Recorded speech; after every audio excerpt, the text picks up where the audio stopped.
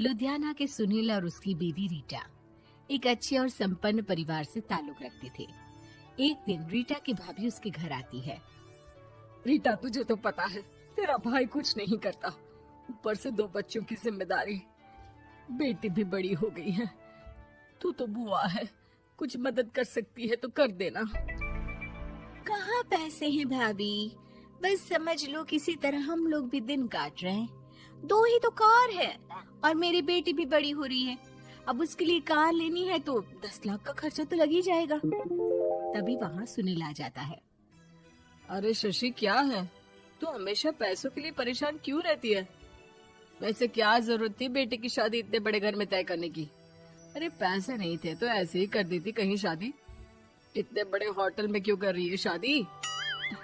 लेकिन यहाँ तो मामला शादी का है, डेट तय है।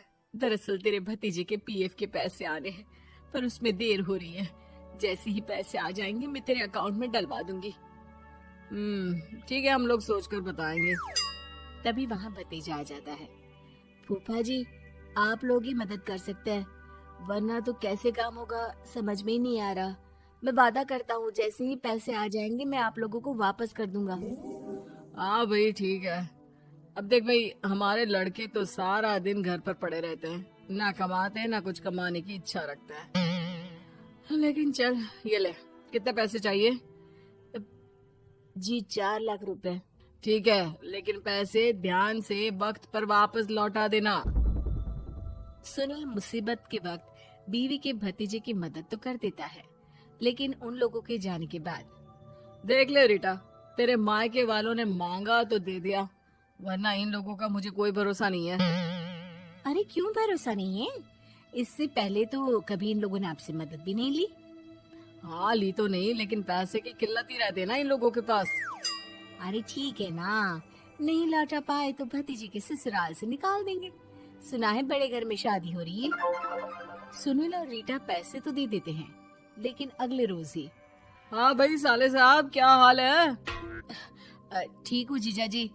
क्या बात है, सालों बाद आपका फोन, जरूर कोई बात होगी, बताइए ना। अरे वो तेरी बड़ी भाभी आई थी, बेटी की शादी कर रही है ना, तो पैसे लेने के लिए मैंने दे दिए 4 लाख। सोचा भाई किसी गरीब की बेटी की शादी हो रही है, पुण्य मिल जाएगा। अच्छा किया जीजा जी, उनका बेटा बहुत मेहनती है, जल्द ही लौटा भी देगा।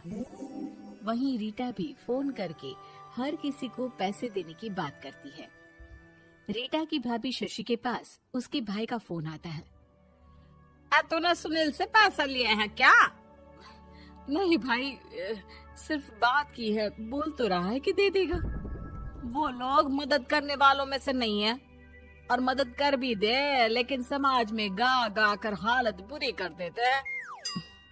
अब गाने दीजिए ना भाई, मैं क्या कर सकती हूँ, मेरे पास कोई ऑप्शन भी तो नहीं है। बेटी की अगले हफ्ते शादी जो है। शशि की बेटी की शादी हो जाती है, लेकिन शादी के 1 महीने बाद ही सुनील का फोन भतीजे के पास आता है।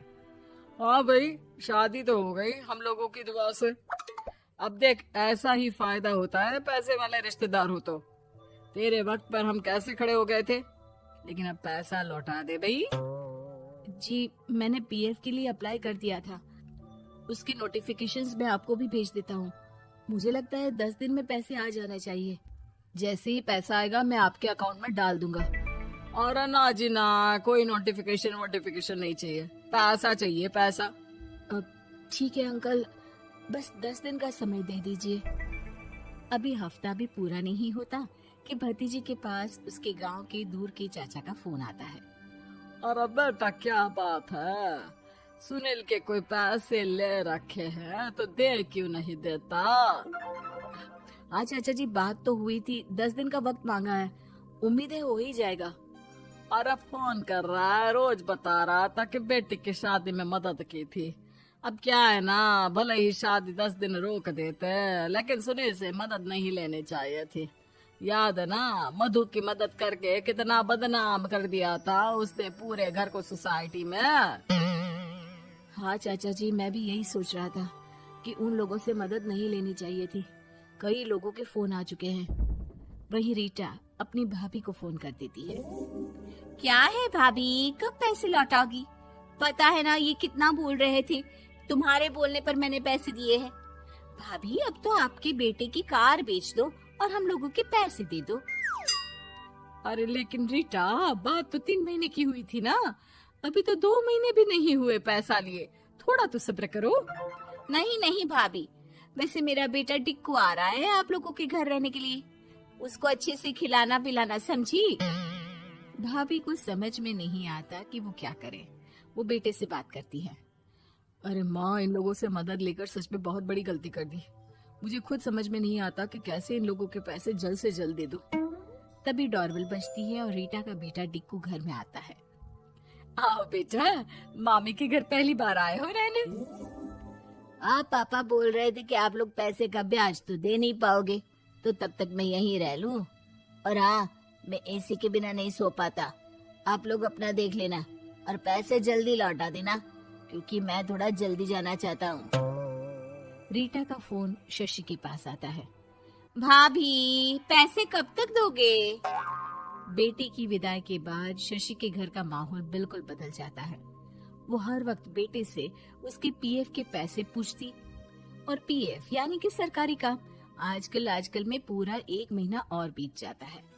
भाभी, मैं और ये अमेरिका जा रहे हैं, घूमने के लिए पैसों की बहुत जरूरत है।